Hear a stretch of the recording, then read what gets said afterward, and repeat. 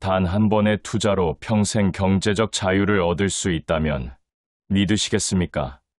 월스트리트의 전설적인 투자자 존 프라이스가 40년간 연평균 수익률 15%를 달성하며 증명한 가치 투자의 비밀을 지금 공개합니다. 많은 투자자들이 주식시장에서 돈을 잃는 이유는 단순합니다. 그들은 투자가 아닌 투기를 하고 있기 때문입니다. 존 프라이스는 이러한 함정에 빠지지 않고 체계적이고 과학적인 방법으로 시장을 분석하여 놀라운 성과를 거두었습니다. 그의 투자 철학은 복잡하지 않습니다. 오히려 너무나 단순해서 많은 사람들이 그 위력을 간과하곤 합니다. 존 프라이스의 투자법을 이해하기 위해서는 먼저 그의 배경을 알아야 합니다. 그는 보스턴의 평범한 가정에서 태어나 하버드 비즈니스 스쿨을 졸업한 후 작은 투자회사에서 경력을 시작했습니다. 초기에는 다른 투자자들과 마찬가지로 시장의 흐름을 쫓으며 단기적인 수익을 추구했지만 몇 차례의 큰 손실을 경험한 후 완전히 다른 접근법을 택하게 되었습니다. 그가 깨달은 가장 중요한 원칙은 주식이 단순한 종이 쪼가리가 아니라 실제 기업의 소유권이라는 사실이었습니다. 이 관점의 전환이 그의 투자 인생을 완전히 바꾸어 놓았습니다. 주식을 매수한다는 것은 그 기업의 미래 수익에 대한 권리를 사는 것이며 따라서 기업의 내재 가치를 정확히 평가하는 것이 무엇보다 중요하다는 결론에 도달했습니다. 존 프라이스가 개발한 가치투자법의 핵심은 바로 안전마진의 개념입니다. 그는 아무리 좋은 기업이라도 적정 가격보다 비싸게 사면 손해를 볼 수 있다고 믿었습니다. 반대로 평범한 기업이라도 충분히 저렴한 가격에 매수하면 좋은 수익을 낼 수 있다고 보았습니다. 이것이 바로 그의 투자법이 시장의 변동성에도 불구하고 꾸준한 수익을 낼 수 있었던 비밀입니다. 그의 기업 분석 방법은 놀랍도록 체계적입니다.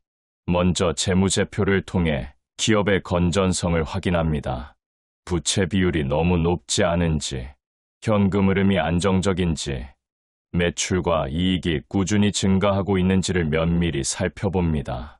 특히 그는 자기 자본 수익률과 투하 자본 수익률을 중요하게 여겼는데, 이는 경영진이 주주의 돈을 얼마나 효율적으로 활용하고 있는지를 보여주는 지표이기 때문입니다. 하지만 재무적 분석만으로는 충분하지 않습니다. 존 프라이스는 기업의 경쟁력과 미래 성장 가능성을 평가하는 데 많은 시간을 투자했습니다.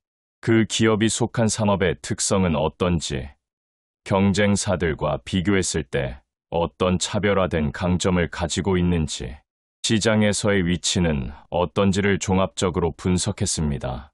그는 특히 독점적 지위를 가진 기업이나 높은 진입장벽으로 보호받는 사업 모델을 선호했습니다. 존 프라이스의 투자법에서 또 다른 중요한 요소는 인내심입니다. 그는 좋은 기업을 적정 가격에 매수한 후에는 최소 3년 이상 보유할 것을 원칙으로 삼았습니다. 단기적인 주가 변동에 흔들리지 않고 기업의 본질적 가치가 시장에서 인정받을 때까지 기다리는 것입니다. 이러한 장기 투자 접근법 덕분에 그는 복리의 마법을 최대한 활용할 수 있었습니다. 그의 포트폴리오 구성 방식도 매우 독특합니다. 존 프라이스는 과도한 분산 투자를 경계했습니다. 그는 자신이 완전히 이해하고 확신을 가진 10개 내외의 기업에만 집중 투자했습니다. 각 기업에 대해 깊이 있는 연구를 통해 확신을 얻은 후에만 투자 결정을 내렸기 때문에 포트폴리오의 각 종목에 상당한 비중을 할당할 수 있었습니다. 이러한 집중 투자 전략은 높은 수익률의 원동력이 되었습니다. 시장 타이밍에 대한 그의 관점도 일반적인 투자자들과는 달랐습니다. 존 프라이스는 시장의 단기적인 방향을 예측하려 하지 않았습니다. 대신 시장이 공포에 빠져 우량 기업들의 주가가 부당하게 낮아질 때를 투자의 기회로 보았습니다. 남들이 팔 때 사고, 남들이 탐욕에 빠져 있을 때는 신중함을 유지하는 것이 그의 투자 철학의 핵심이었습니다. 특히 주목할 만한 점은 그의 리스크 관리 방식입니다. 존 프라이스는 높은 수익률을 추구했지만 동시에 손실 가능성을 최소화하는 데도 많은 신경을 썼습니다. 그는 절대로 이해하지 못하는 기업에는 투자하지 않았고 아무리 유망해 보여도 가격이 적정 수준을 넘어서면 과감히 포기했습니다. 또한 포트폴리오의 각 종목이 전체에서 차지하는 비중을 엄격히 관리하여 한 종목의 실패가 전체 수익률에 치명적인 영향을 미치지 않도록 했습니다. 그의 투자 성공담 중에서도 가장 유명한 사례는 한 중견 제조업체에 대한 투자입니다. 당시 이 회사는 일시적인 경영난으로 주가가 장부 가치의 절반 수준까지 떨어진 상태였습니다. 대부분의 투자자들이 이 주식을 기피하고 있을 때 존 프라이스는 깊이 있는 분석을 통해 이 회사의 핵심 사업이 여전히 건전하고 경영진의 회생 계획이 현실적임을 확인했습니다. 그는 과감히 포트폴리오의 20%를 이 종목에 투자했고 3년 후 이 회사가 완전히 회복되면서 5배의 수익을 거두었습니다. 이러한 성공 사례들이 축적되면서 존 프라이스의 명성은 점점 높아졌습니다. 하지만 그는 결코 자만하지 않았고 지속적으로 자신의 투자 방법을 개선해 나갔습니다. 그는 매년 자신의 투자 결과를 분석하여 성공 요인과 실패 요인을 파악했고 이를 바탕으로 투자 프로세스를 더욱 정교하게 만들어갔습니다. 존 프라이스의 투자법이 일반 투자자들에게 주는 가장 큰 교훈은 투자의 왕도가 없다는 사실입니다. 그의 성공은 하루아침에 이루어진 것이 아니라 수십 년간의 끊임없는 학습과 경험의 결과였습니다. 그는 매일 수시간씩 기업 분석에 매진했고 투자와 관련된 모든 정보를 흡수하려 노력했습니다. 또한 자신의 실수를 인정하고 그로부터 배우는 겸손함을 항상 유지했습니다. 그의 투자법을 실제로 적용하고 싶은 투자자들을 위해 구체적인 실행 방안을 제시해드리겠습니다. 먼저 관심 있는 기업의 최근 5년간 재무제표를 구해서 매출, 영업이익, 순이익의 추이를 확인해 보세요. 이 수치들이 꾸준히 증가하고 있는지, 일시적인 악화 요인이 있다면 그것이 구조적인 문제인지 아니면 일회성인지를 판단해야 합니다. 다음으로는 그 기업의 사업 모델을 완전히 이해해야 합니다. 주요 제품이나 서비스가 무엇인지, 고객층은 어떻게 구성되어 있는지, 경쟁사들과의 차별점은 무엇인지를 파악해야 합니다. 이 과정에서 의문점이 생기면 주저하지 말고 퇴사에 직접 문의하거나 관련 전문가의 의견을 구해보세요. 기업의 가치를 평가할 때는 여러 방법을 함께 사용하는 것이 좋습니다. 주가 수익 비율, 주가 장부 가치 비율, 현금 흐름 할인 모형 등을 통해 적정 주가를 산출해보고 현재 주가와 비교하여 충분한 안전마진이 있는지 확인해야 합니다.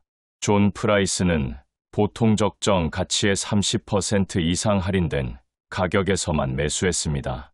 투자 결정을 내린 후에는 꾸준히 기업의 상황을 모니터링해야 합니다. 분기마다 발표되는 실적을 확인하고 사업 환경에 변화가 있는지 살펴보세요. 하지만 단기적인 주가 변동에는 일희일비하지 마세요. 투자 논리가 여전히 유효하다면 주가가 일시적으로 하락하더라도 인내심을 갖고 기다리는 것이 중요합니다. 존 프라이스의 투자법은 특별한 재능이나 내부 정보 없이도 누구나 따라 할 수 있는 방법입니다. 필요한 것은 인내심과 꾸준한 학습 의지뿐입니다. 그는 항상 시장은 단기적으로는 투표기계이지만 장기적으로는 저울이라고 말했습니다. 좋은 기업의 진정한 가치는 결국 시장에서 인정받게 되어 있다는 믿음이 그의 투자 철학의 바탕이었습니다. 마지막으로 존 프라이스가 강조한 것은 투자자 자신의 감정 관리입니다. 탐욕과 공포는 투자자의 가장 큰 적이라고 그는 말했습니다. 주가가 오를 때는 더 많은 수익을 위해 무리한 투자를 하고 싶은 유혹에 시달리고 주가가 떨어질 때는 모든 것을 팔고 싶은 충동이 생기기 마련입니다. 하지만 이러한 감정에 휘둘리지 않고 원칙을 지키는 것이야말로 가치 투자 성공의 열쇠입니다. 존 프라이스의 40년 투자 경험이 우리에게 주는 메시지는 명확합니다. 화려한 기법이나 복잡한 전략보다는 기본에 충실하고 원칙을 지키는 것이 더 중요하다는 것입니다. 좋은 기업을 적정한 가격에 사서 오래 보유하는 단순한 방법이 결국 가장 확실한 부의 축적 방법이라는 그의 가르침을 마음에 새기고 실천한다면 여러분도 경제적 자유에 한 걸음 더 가까워질 수 있을 것입니다. 이제 존 프라이스의 투자법을 더욱 구체적으로 살펴보면서 안락한 은퇴 생활을 보장해줄 실용적인 방법들을 알아보겠습니다. 많은 투자자들이 얼마를 벌 것인가에만 집중하지만 존 프라이스는 어떻게 벌 것인가를 더 중요하게 생각했습니다. 이 관점의 차이가 바로 성공하는 투자자와 실패하는 투자자를 가르는 결정적인 요소입니다. 대부분의 사람들이 투자를 시작할 때 가장 먼저 묻는 질문은 이 주식이 얼마나 오를까요? 입니다. 하지만 존 프라이스는 다른 질문을 했습니다. 이 기업의 진짜 가치는 얼마이고 현재 주가는 그 가치에 비해 적절한가요? 이 질문이야말로 가치 투자의 출발점입니다. 수익률에 대한 욕심보다는 올바른 투자 과정에 집중할 때 결과적으로 더 큰 수익을 얻을 수 있다는 것이 그의 핵심 철학이었습니다. 가치 평가의 핵심은 바로 내재 가치를 정확히 파악하는 것입니다. 내재 가치란 그 기업이 미래에 창출할 모든 현금 흐름의 현재 가치를 의미합니다. 주식 시장에서 주가는 수많은 요인에 의해 하루에도 몇 번씩 변동하지만 기업의 내재 가치는 그렇게 쉽게 변하지 않습니다. 존 프라이스는 바로 이 점을 이용했습니다. 시장이 일시적으로 공포에 빠져 주가가 내재 가치보다 현저히 낮아질 때를 포착하여 투자했고, 반대로 시장이 지나치게 낙관적이 되어 주가가 내재 가치를 크게 웃돌 때는 매도했습니다. 재무상태표 분석은 내재 가치를 구하기 위한 첫 번째 단계입니다. 존 프라이스는 재무상태표를 기업의 건강 진단서라고 불렀습니다. 마치 의사가 환자의 혈압, 혈당, 콜레스테롤 수치를 보고 건강 상태를 판단하듯이 투자자는 재무상태표의 각종 지표를 통해 기업의 재무 건전성을 평가해야 합니다. 그는 특히 부채 비율을 중요하게 여겼는데, 부채가 너무 많은 기업은 경기가 나빠질 때 큰 위험에 노출될 수 있기 때문입니다. 또한 유동 비율과 당좌 비율을 통해 단기적인 자금 운용 능력을 확인했고, 자기 자본 비율을 통해 기업의 안정성을 평가했습니다. 하지만 재무 상태표만으로는 기업의 진정한 가치를 알 수 없습니다. 그래서 존 프라이스는 현금 흐름 할인법을 사용했습니다. 이는 내재 가치를 구하는 가장 기본적이면서도 강력한 방법입니다. 현금 흐름 할인법의 원리는 간단합니다. 기업이 미래에 창출할 모든 현금 흐름을 예측하고 이를 현재 가치로 환산하는 것입니다. 예를 들어 어떤 기업이 매년 100억 원의 현금 흐름을 창출한다면 10년 후에 100억 원은 현재의 100억 원과 같은 가치가 아닙니다. 화폐의 시간 가치를 고려하여 할인율을 적용해야 합니다. 존 프라이스가 현금 흐름 할인법을 사용할 때 가장 중요하게 여긴 것은 보수적인 추정이었습니다. 미래의 현금 흐름을 예측하는 것은 본질적으로 불확실한 일이기 때문에 그는 항상 현실적이고 보수적인 가정을 사용했습니다. 너무 낙관적인 전망을 바탕으로 투자 결정을 내리면 나중에 큰 실망을 하게 된다는 것을 경험을 통해 알고 있었기 때문입니다. 그는 보통 업계 평균 성장률보다 낮은 수치를 사용했고, 할인율도 상대적으로 높게 설정하여 안전마진을 확보했습니다. 피터 린치의 PEG 활용법도 존 프라이스가 자주 사용한 가치평가 도구였습니다. PEG는 주가 수익 비율을 이익 증가율로 나눈 값으로 성장성을 고려한 가치평가 지표입니다.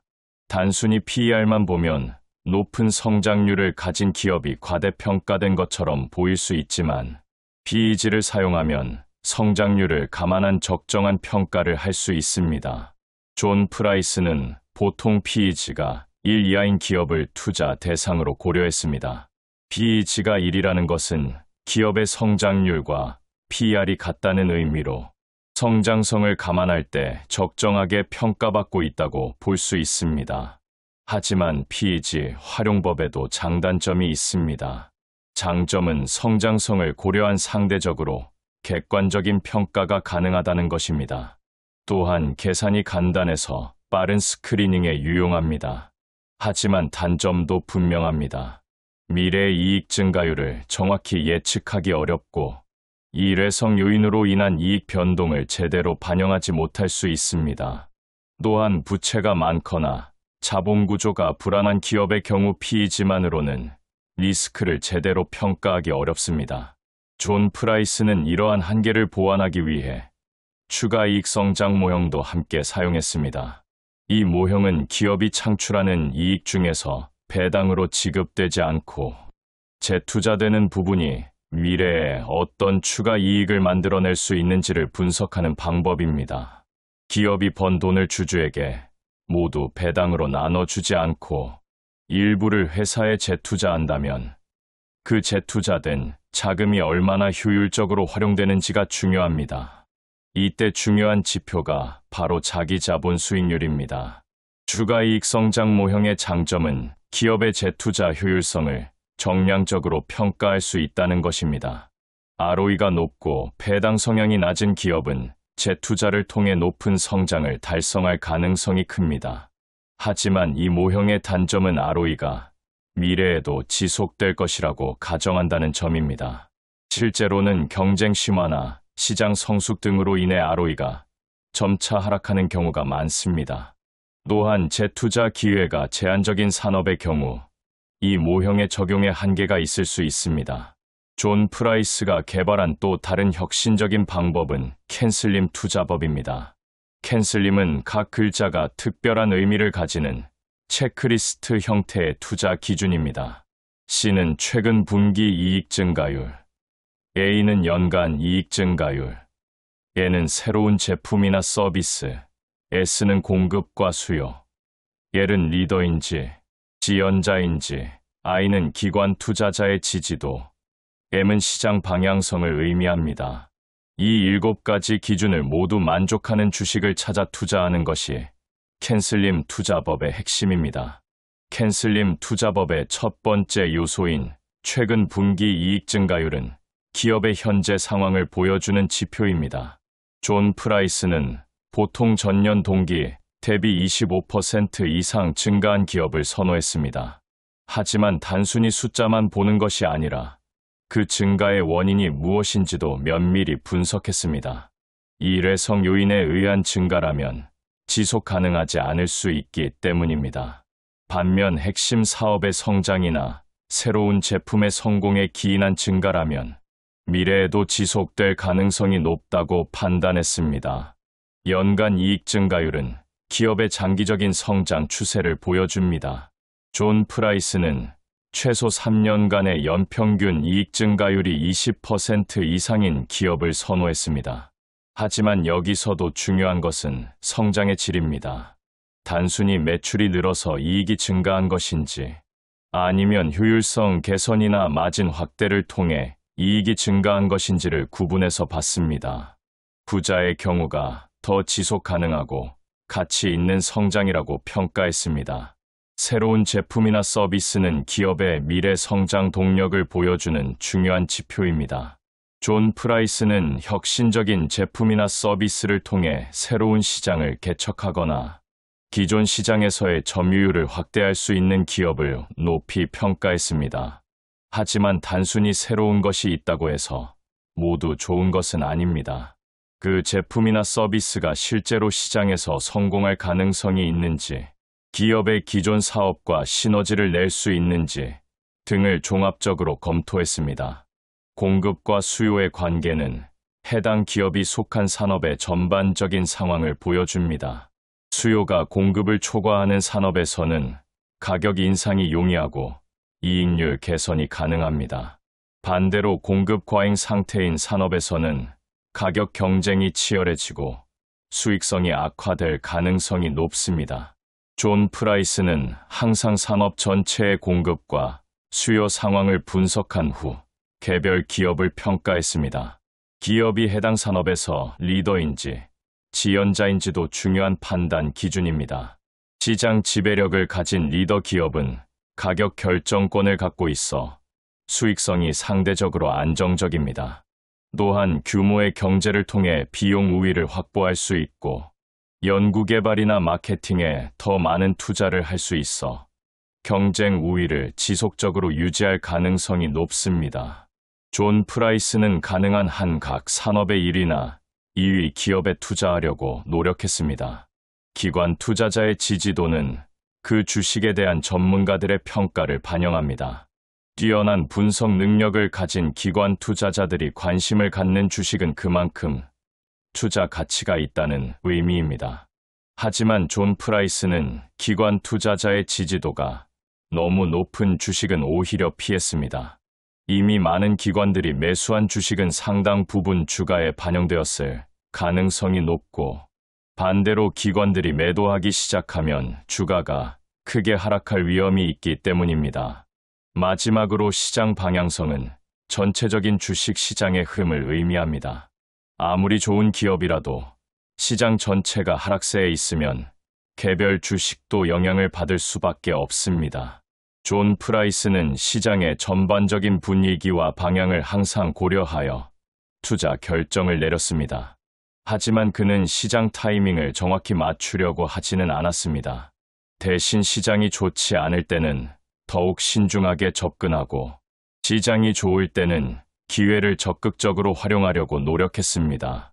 최고의 주식을 찾기 위해서는 정확한 이익 예측과 적절한 안전마진 설정이 필수적입니다. 이익 예측은 가치 투자에서 가장 어려우면서도 중요한 작업입니다. 존 프라이스는 이익을 예측할 때 여러 시나리오를 고려했습니다. 낙관적인 시나리오, 기준 시나리오, 비관적인 시나리오를 각각 만들어 보고 각 시나리오가 실현될 확률을 평가했습니다.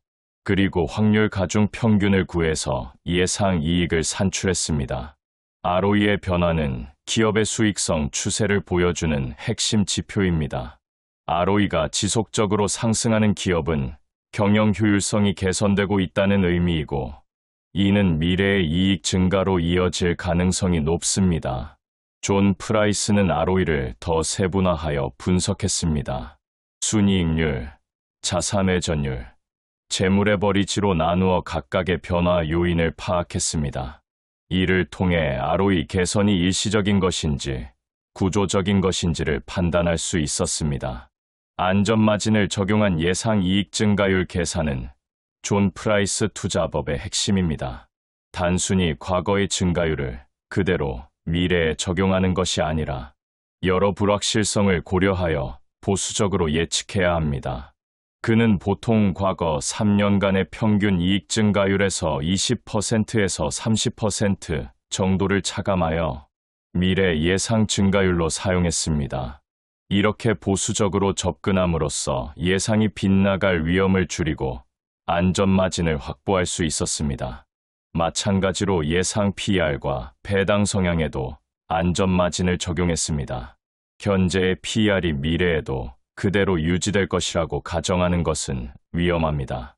시장 상황이나 기업의 성장률 변화에 따라 PER은 얼마든지 달라질 수 있기 때문입니다. 존 프라이스는 보통 현재 PER보다 10%에서 20% 낮은 수준을 미래 예상 PER로 사용했습니다. 배당 성향의 경우도 마찬가지로 현재 수준보다 보수적으로 예측하여 예상치 못한 배당 감소에 대비했습니다. 이러한 모든 요소들을 종합하여 존 프라이스는 자신만의 투자 모델을 완성했습니다. 복잡해 보이지만 실제로는 매우 논리적이고 체계적인 방법입니다. 가장 중요한 것은 이 모든 과정에서 일관성을 유지하는 것입니다. 시장 상황이 좋을 때나 나쁠 때나 동일한 기준을 적용해야만 장기적으로 좋은 결과를 얻을 수 있습니다. 존 프라이스의 투자법이 40년간 꾸준한 성과를 낼 수 있었던 이유도 바로 이러한 일관성 때문이었습니다. 여러분, 지금까지 주식 투자를 하면서 가격만 보고 계셨나요? 차트 분석에만 매달리고 계셨나요? 그렇다면 지금까지 투자에서 가장 중요한 핵심을 놓치고 계신 겁니다. 바로 거래량 말입니다. 거래량은 주식시장의 진짜 속마음을 보여주는 거울과 같습니다. 가격은 거짓말을 할 수 있지만 거래량은 절대 거짓말을 하지 않습니다. 제가 20년 넘게 주식시장에서 굴러다니면서 깨달은 가장 소중한 진실이 하나 있습니다. 성공한 투자자들은 모두 거래량의 비밀을 알고 있다는 것입니다.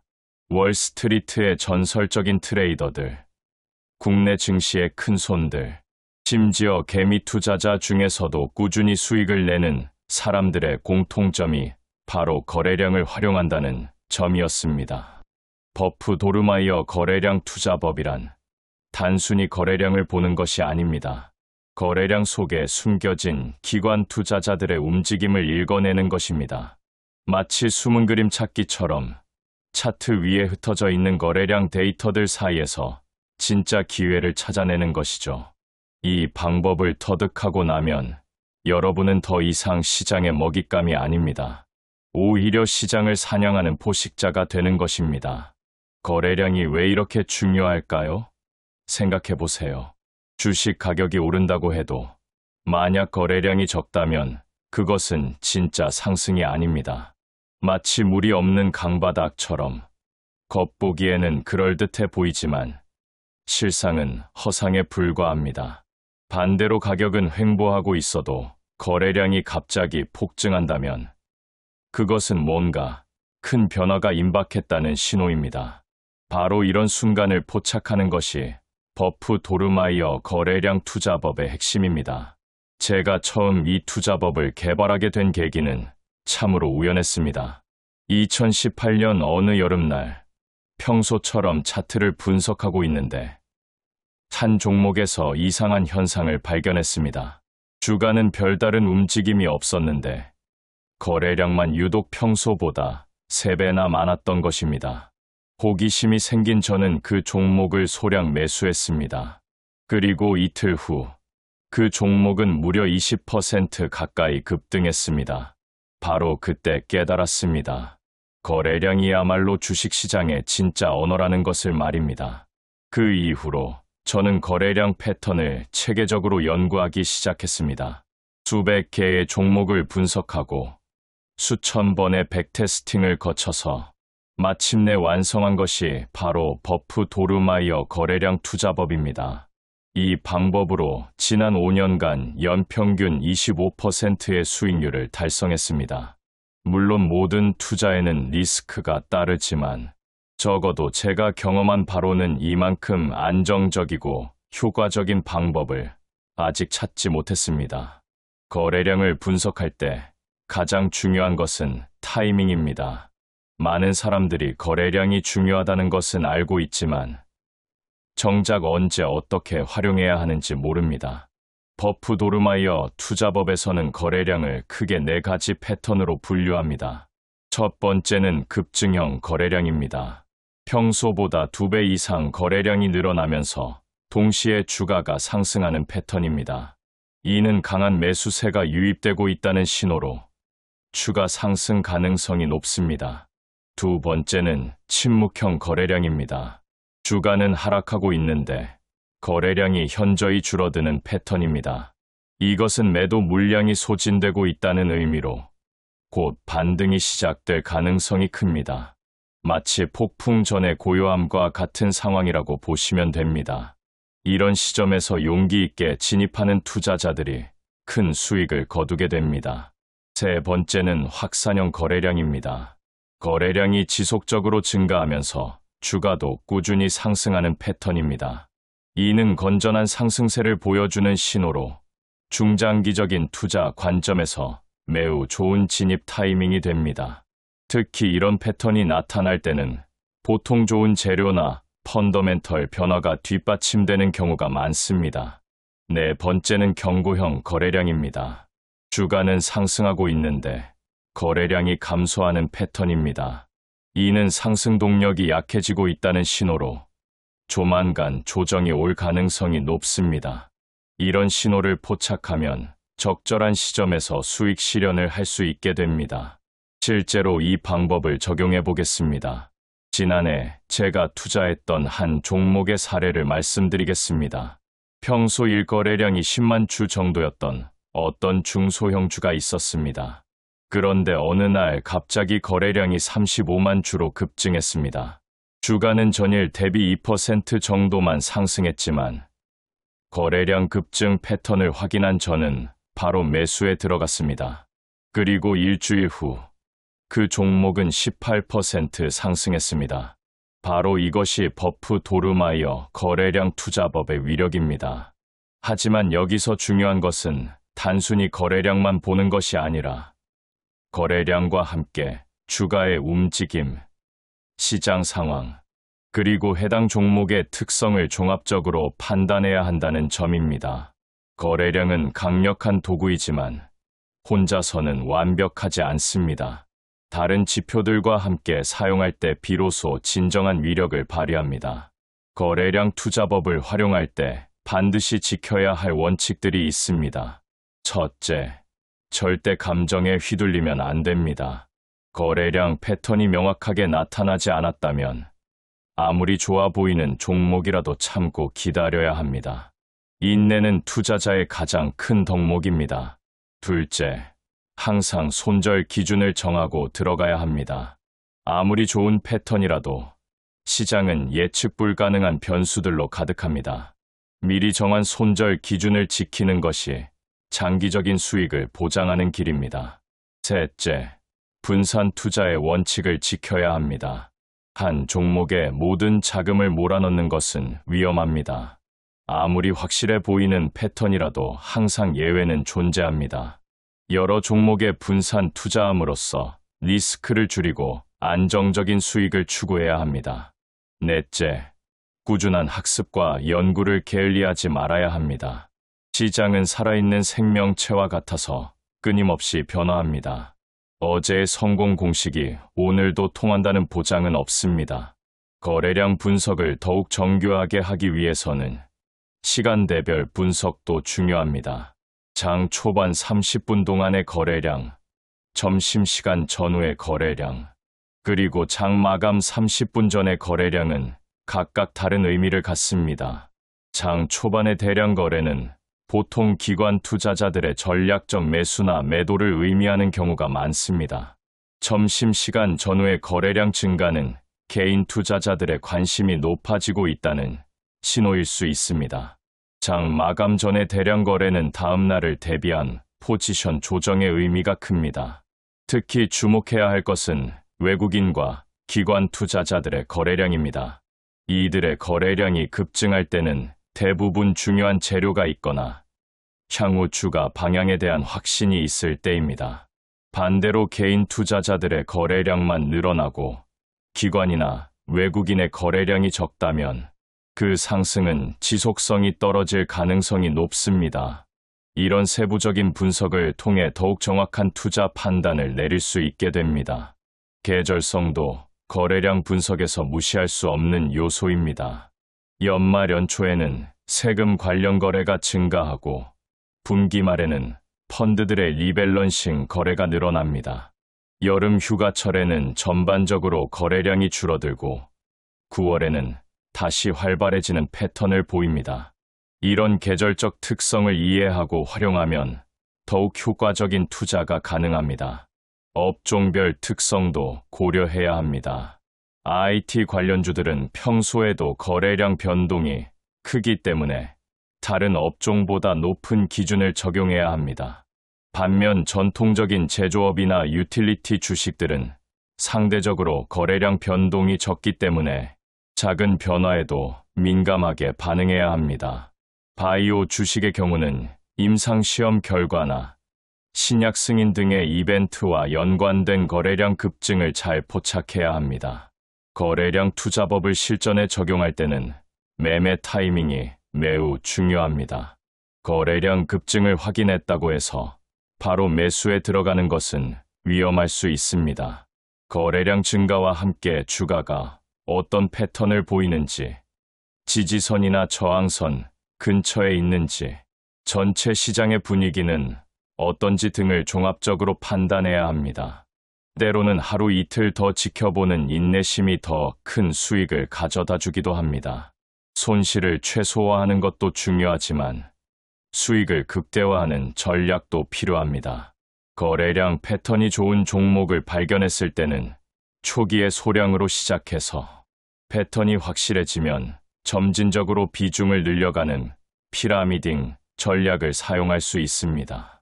반대로 거래량 패턴이 약해지기 시작하면 단계적으로 물량을 줄여나가는 것이 현명합니다. 시장의 변동성이 클 때일수록 거래량 분석의 중요성은 더욱 커집니다.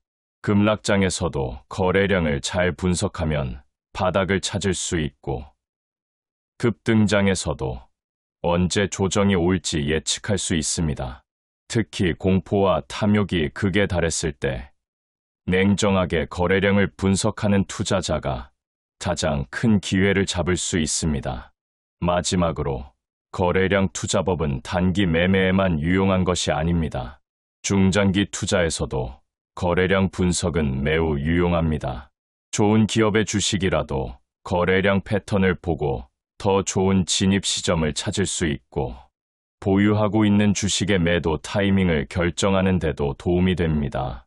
버프 도르마이어 거래량 투자법은 모든 투자 스타일과 기간에 적용 가능한 범용성 높은 투자 기법입니다. 이제 여러분도 거래량의 진정한 가치를 깨달으셨을 것입니다. 더 이상 차트 위의 숫자에 불과했던 거래량이 여러분에게는 보물지도가 될 것입니다. 시장의 속삭임을 들을 수 있는 귀가 생겼고, 기관 투자자들의 발자취를 따라갈 수 있는 눈이 생겼습니다. 이제 남은 것은 실전에서 이 지식을 활용하는 것뿐입니다. 처음에는 작은 금액으로 시작해서 점차 자신감을 키워나가시기 바랍니다. 거래량이 여러분의 투자 인생을 바꿔줄 것입니다. 하지만 여기서 끝이 아닙니다. 거래량의 진짜 비밀은 이제부터 시작됩니다. 제가 지금까지 말씀드린 것은 빙산의 일각에 불과합니다. 거래량이야말로 주가의 진정한 힘이라는 사실을 깨달으시겠어요? 수많은 투자자들이 주가만 바라보며 허송세월을 보내고 있는 동안 진짜 승부사들은 거래량 속에서 미래를 읽고 있습니다. 거래량이 실체이고 주가는 그림자일 뿐이라는 말을 들어보신 적 있나요? 이것은 단순한 비유가 아닙니다. 철저한 현실입니다. 그림자는 실체를 따라다니지, 실체가 그림자를 따라다니지 않습니다. 마찬가지로 진정한 주가 움직임은 거래량을 따라갑니다. 거래량이 먼저 움직이고 주가가 뒤따라오는 것이죠. 이 순서를 이해하는 순간 여러분은 이미 95%의 투자자보다 앞서 나가게 됩니다. 저는 이것을 거래량의 예언자 효과라고 부릅니다. 거래량은 마치 미래를 예언하는 수정구슬과 같습니다. 주가가 시장에 대한 증거라면 거래량은 시장의 진위를 탐색하는 거짓말 탐지기입니다. 주가는 조작될 수 있지만 거래량은 조작하기가 훨씬 어렵습니다. 왜냐하면 거래량은 실제 돈의 움직임이기 때문입니다. 가짜 주문으로 주가를 흔들 수는 있어도 실제 거래량을 조작하려면 엄청난 자금이 필요합니다. 월스트리트의 전설적인 트레이더가 한 말이 있습니다. 주가만으로는 비밀스러운 신호와 그 신호들의 정확성을 충분히 판단할 수 없다고 말입니다. 거래량 데이터는 이런 환경에서 무척 유용하다는 것이죠. 정말로 그렇습니다. 주가와 거래량을 함께 분석하면 주가와 거래량의 관계가 주가를 지지하는지 아니면 주가를 반박하는지 판단할 수 있으며 결과적으로 미래의 주가 움직임을 엿볼 수 있습니다. 제가 실제로 경험한 놀라운 사례 하나를 더 말씀드리겠습니다. 2020년 코로나 대폭락 직후의 일이었습니다. 모든 사람들이 패닉에 빠져 있을 때 저는 거래량에 주목했습니다. 시장이 바닥을 찍는 날, 엄청난 거래량과 함께 매도가 쏟아져 나왔습니다. 하지만 그 다음 날부터 거래량이 급격히 줄어들기 시작했습니다. 이것은 매도 물량이 소진되었다는 신호였습니다. 저는 용기를 내어 그 시점에서 대량 매수를 단행했습니다. 그 결과는 2달 만에 60% 이상의 수익을 거두었습니다. 시장 분석에서 거래량 데이터가 갖는 의미를 더 깊이 파보겠습니다. 거래량은 단순한 숫자가 아닙니다. 그 안에는 수많은 정보와 감정, 그리고 미래에 대한 힌트가 숨어 있습니다. 첫째, 거래량은 유동성을 풀어줍니다. 거래량이 많다는 것은 그만큼 많은 사람들이 그 주식에 관심을 갖고 있다는 뜻이고, 언제든지 쉽게 사고 팔 수 있다는 의미입니다. 반대로 거래량이 적다면 유동성이 부족해서 원하는 가격에 거래하기 어려울 수 있습니다. 둘째, 거래량은 정보의 허실을 알려줍니다. 좋은 소식이 나왔는데도 거래량이 별로 늘지 않는다면 시장이 그 소식을 별로 중요하게 생각하지 않는다는 뜻입니다. 반대로 특별한 소식이 없는데도 거래량이 급증한다면 아직 공개되지 않은 중요한 정보가 있을 가능성이 높습니다. 바로 이런 순간이 큰 기회가 되는 것입니다. 셋째, 거래량은 확신의 진면모를 드러낸다는 점입니다. 주가가 오르면서 동시에 거래량도 늘어난다면 이는 투자자들이 상승에 대해 확신을 갖고 있다는 뜻입니다. 하지만 주가는 오르는데 거래량이 줄어든다면 그 상승은 확신이 부족한 허약한 상승일 가능성이 높습니다. 이런 미묘한 차이를 읽어내는 것이 바로 고수와 초보의 차이점입니다. 넷째, 거래량은 관심과 열의를 표현합니다.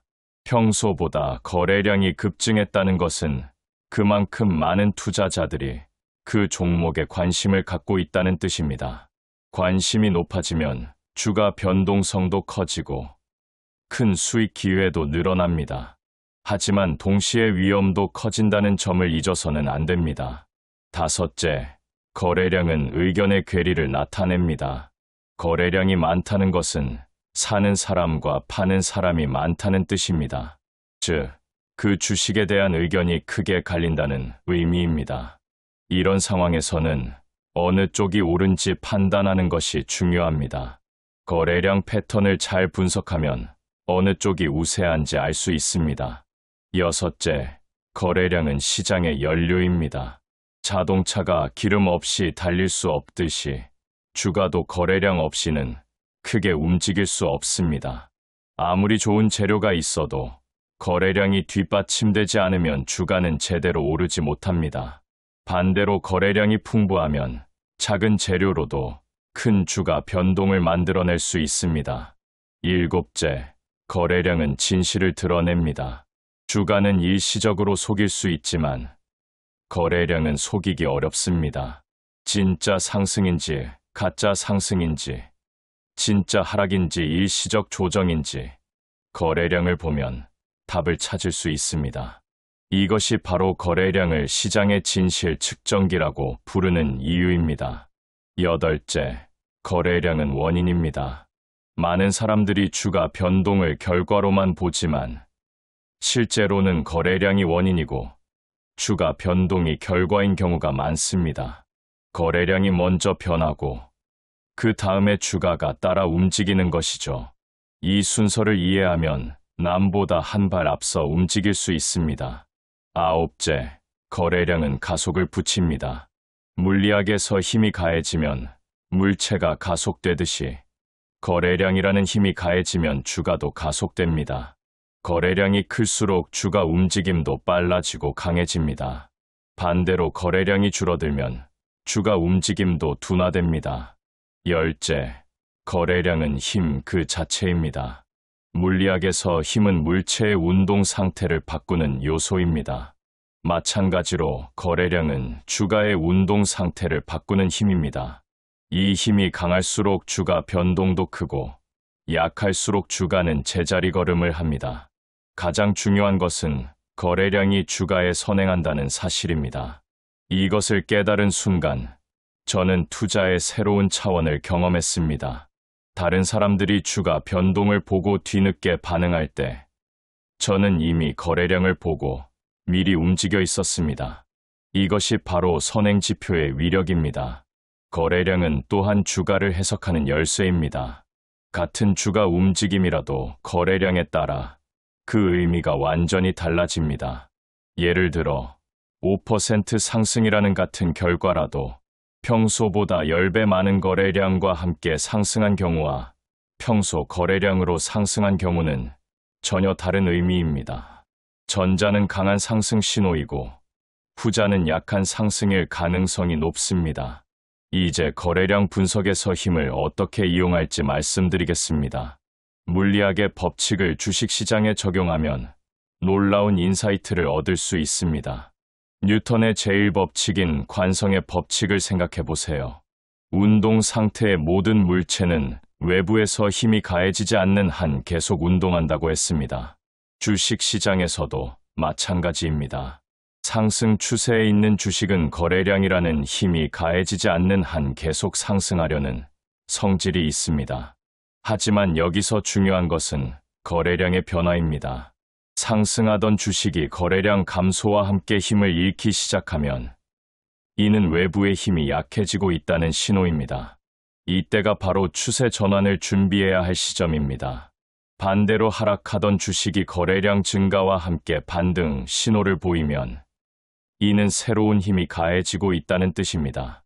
뉴턴의 제3법칙인 작용 반작용 법칙도 주식시장에서 찾아볼 수 있습니다.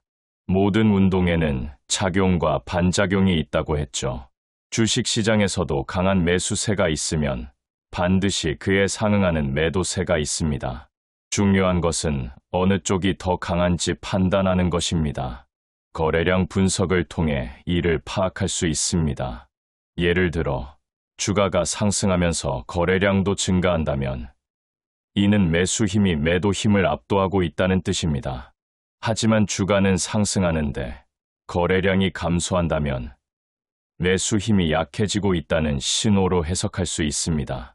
이런 미묘한 힘의 균형 변화를 포착하는 것이 거래량 분석의 핵심입니다. 거래량 분석에서 지지와 저항의 개념도 매우 중요합니다.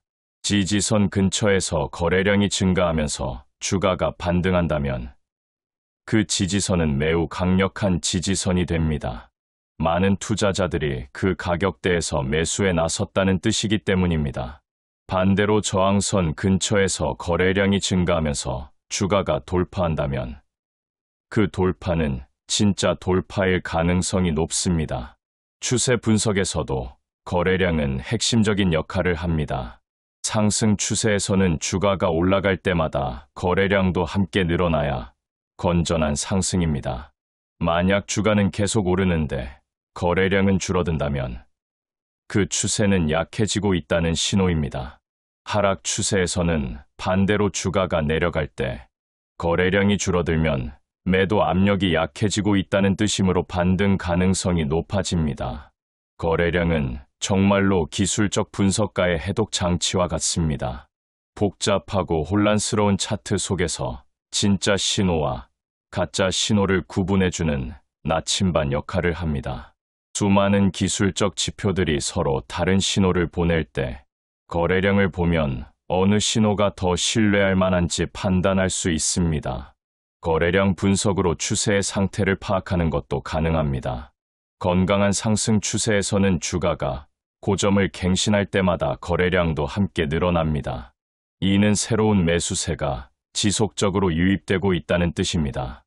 하지만 주가는 고점을 갱신하는데 거래량은 이전 고점 때보다 적다면 이는 상승 동력이 약해지고 있다는 경고 신호입니다. 마찬가지로 하락 추세에서도 거래량 분석은 중요합니다. 주가가 저점을 갱신할 때 거래량이 크게 늘어난다면 이는 패닉 매도가 나타나고 있다는 뜻으로 바닥이 가까워졌을 가능성이 높습니다. 반대로 저점 갱신 시 거래량이 적다면 아직 매도가 완전히 소진되지 않았다는 뜻일 수 있습니다. 결국 거래량은 주식시장의 모든 것을 담고 있는 보물상자와 같습니다. 투자자들의 감정, 기관의 전략, 시장의 방향성, 미래의 가능성까지 모든 것이 거래량 속에 숨어 있습니다. 이 보물상자를 열 수 있는 열쇠가 바로 버프 도르마이어 거래량 투자법입니다. 이제 여러분도 이 열쇠를 갖게 되었습니다. 시장의 비밀을 파헤치고 진정한 투자 고수가 되는 길이 여러분 앞에 열려 있습니다.